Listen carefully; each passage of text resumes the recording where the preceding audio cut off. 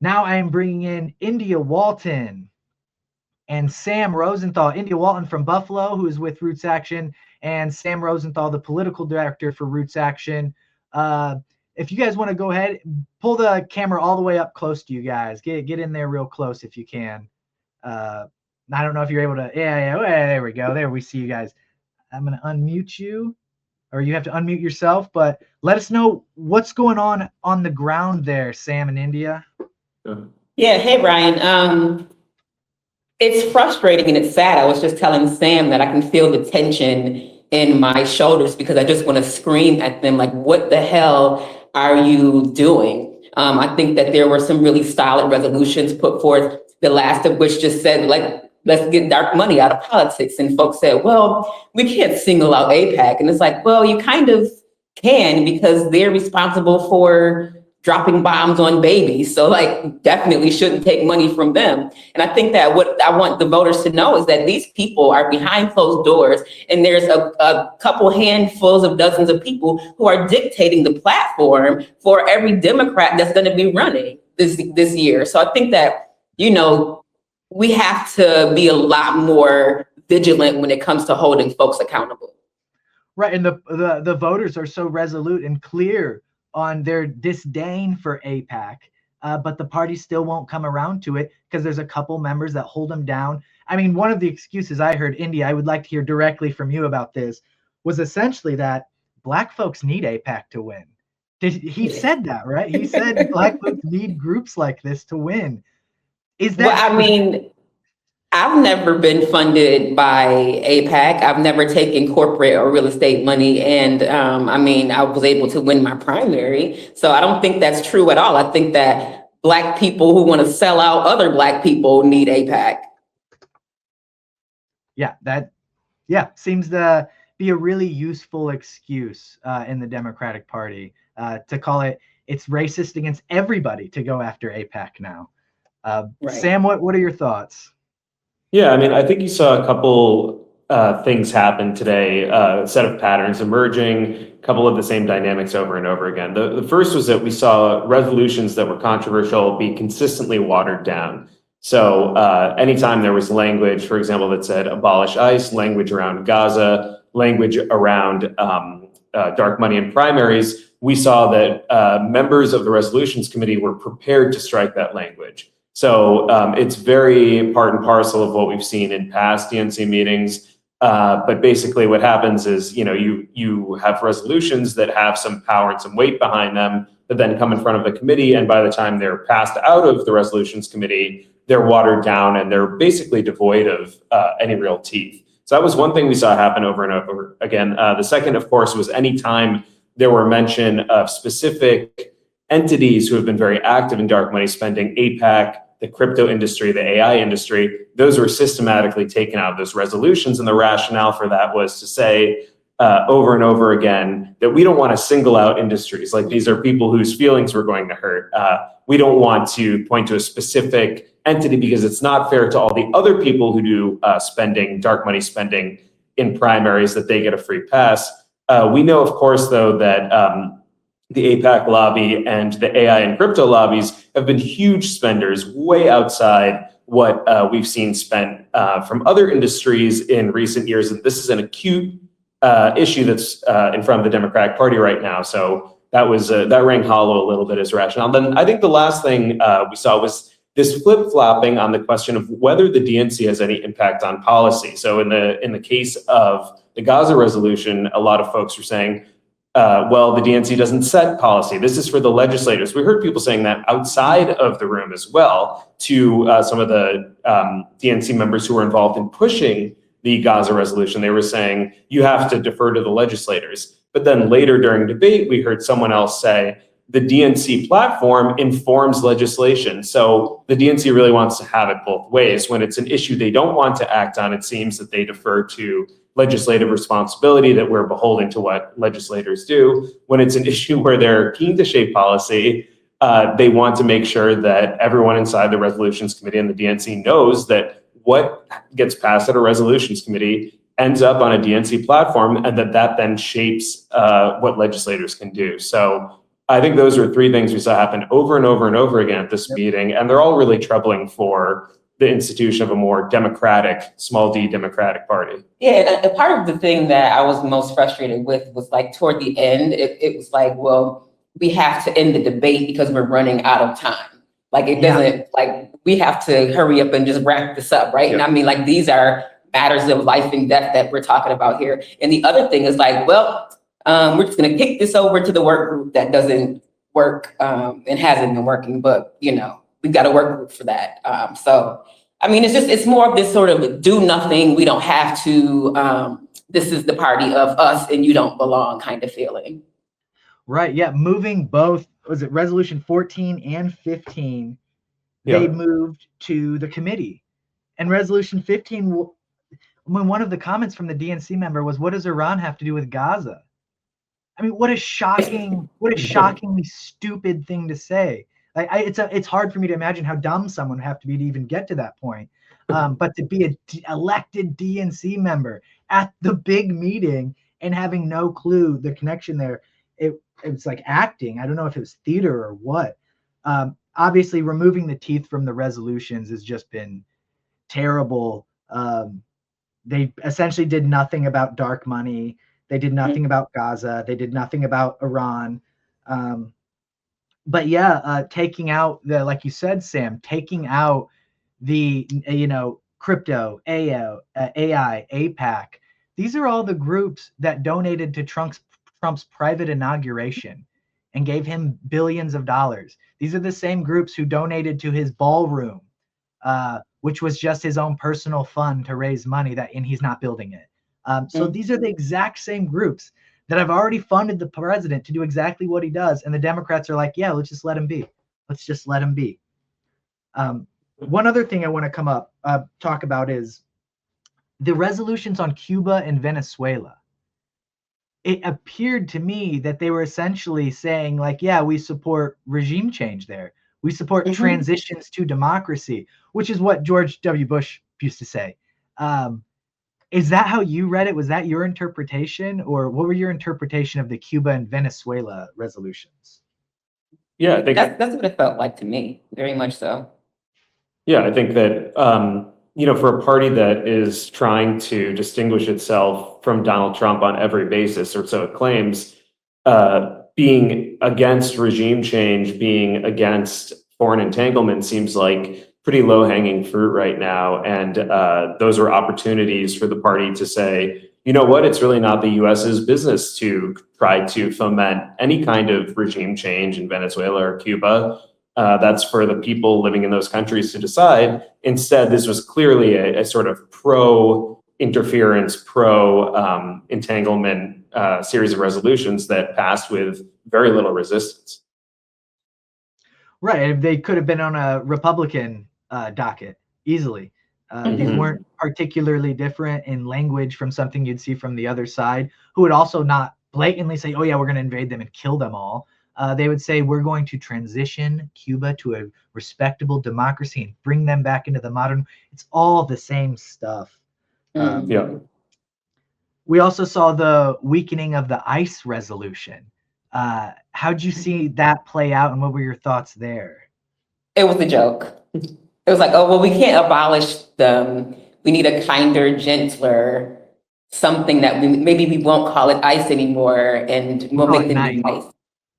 Right. Yeah, right. We're not going to get rid of ICE, but we're totally against all the bad things they're doing, but we're not going to stop them. We're just going to rename them.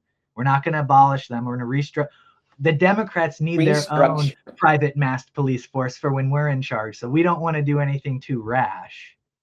Yeah, I think that was an interesting moment where you saw that there was actually there were a fair number of resolutions committee members who really were resisting changing that abolish language. And I think it just speaks to how actually popular abolish ICE is with the Democratic Party base, that there are so many different people from different parts of the country. I mean, we saw one woman said, well, this doesn't play in red states, but then the very next person to talk was from Texas, who said, I'm vehemently opposed to striking the abolish language, and that's because I'm talking to people in Texas about it. So we see that this is a pretty cross-cutting issue. There's wide support for it. Polling says within the Democratic Party base. And then again, it's really hard to ignore the disconnect between what's happening here at the DNC meeting and what polling says, what some DNC members are hearing in their states. It just doesn't seem like there's an earnest attempt to connect with the base right now. I agree. Totally agree. Do you think that's and for me, a person saying that they can't use the word abolish because they live in a red state, they're now voting for Democrats anyway. Right. Like that justification makes absolutely no sense. Right. Do you think this is just a reflection? I don't know where it comes from exactly, because it's my entire lifetime that it spans, but this idea of Democrats moving to the center, of Democrats always having to leave the door open to disenfranchised Republicans, of them always reaching right to voters and never left.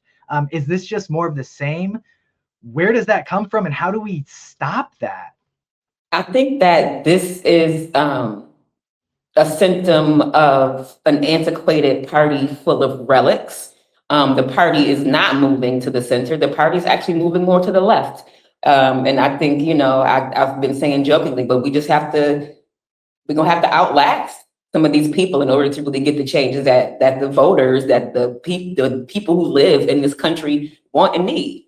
Yeah, and I think the generational divide here is pretty stark too. And it's hard not to see that people who are putting forth the resolutions that are more left-leaning, that, we think are more in line with what the base wants, are overwhelmingly younger people who are newer to the Democratic Party, and want to see a different kind of party. Right. I worry, well, I'm pretty confident that the DNC is not where that new party comes from. I just don't see, in witnessing the last several meetings, as we've covered several of these DNC meetings now, I'm just not sure where the change comes from. I don't see a mechanism by which anything happens that would actually produce any type of change in the party. It's so orderly. It's by the, oh, you're out of time, you can't talk anymore, we got to vote now. There's so little open debate. There's so little honesty going on. And there's so much just, worrying about losing the elections because we can't raise enough money from this corrupt entity or this one or that one. I'm just not sure where the change comes from, except from those people who are standing outside making noise. That's it. Yeah. Yeah, we've been covering the DNC, I think, for most of Ken Martin's tenure. He came in saying he was going to be a changed DNC chair, someone who was going to look earnestly at some of these resolutions, ways to change the party. And I think so far we really have not seen that. What we've seen is maybe new language around inaction, and often not even that. I mean, I think we saw today a lot of the language that sounded even a little bit edgy was cut out of those resolutions. So it just seems like it's the same old party that, has gotten us to this point where we are right now. Yep. Last topic we should touch on before we get out of here until tomorrow. The Gaza resolutions, the Iran resolutions, they referred them to committee. Now, my understanding is that this committee is useless and doesn't do anything, will never agree on anything, comes from fundamentally different sides of the party, and haven't made progress. Do you have a different interpretation of that? Well, seeing as how there was no report and we haven't heard about anything that is done to be effective, it's difficult to know. Yeah, it seems like there's a disagreement over whether the committee is even meeting or not. So yeah. Some folks said that they don't believe the committee has met yet. Others said that it's meeting monthly. And I'm not sure how both of those things can be true at the same time. But yeah, as India is saying, if you have a committee convened at the last DNC meeting to then not have a report at the next DNC meeting from that committee, it just seems farcical. I mean, and then you heard members say, oh, well, we have to wait for the committee report. So it's this cycle of inaction that the party seems intentionally getting locked in on this particular issue. And now you saw the Iran resolution also kicked to that same committee. Yeah. So there's another resolution condemned to that graveyard. And how these meetings are set up is every 6 months, right? Mm-hmm. Yeah. So 6 months from now, it's October 9th, 10th, 11th. In there, mail-in ballots are already out for the general. The Democrats will have made no stance on Gaza or Iran by then, and they're leaving it up to their candidates to fend for themselves as one-offs. instead of coming together united and trying to bring a force together. They're going to have, if they do anything next time, they'll have 2.5 weeks to campaign on it, and the mail-in ballots will have already been out for a week. So Yeah. it's just so And again, I want to say, like, this point bears repeating that Ken Martin said he was going to be a pro-transparency chair. That was one of the biggest things that he ran on when he was running for DNC chair. It was one of the ways he tried to distinguish himself. And here we are, a couple of years into his tenure, and so far we have a suppressed autopsy report from 2024 and a committee that's dealing with some of the most hot button, most important issues that are before the Democratic Party today. And the committee has not produced a report either. So I guess I wonder where the transparency is. Where is the sort of public-facing DNC that said it would be speaking directly to voters? Right. It appears the only promise that he's kept in terms of transparency is that they're live streaming these meetings. And that's it. And I guess, and we thank him for the entertainment value he's providing. Say again?